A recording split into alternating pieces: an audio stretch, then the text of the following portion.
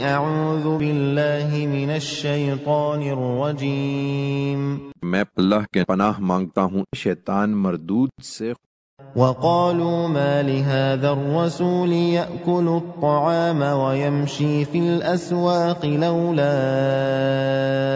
أنزل إليه ملك فيكون معه نذيرا۔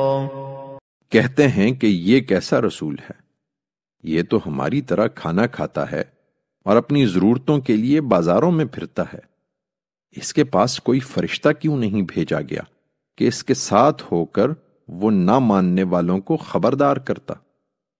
او يلقى إليه كنز او تكون له جنة يأكل منها وقال الظالمون إن تتبعون إلا رجلا مسحورا۔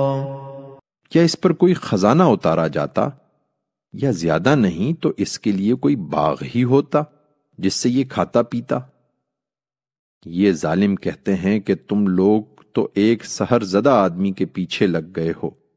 انظر كيف ضربوا لك الأمثال فضلوا فلا يستطيعون سبيلا۔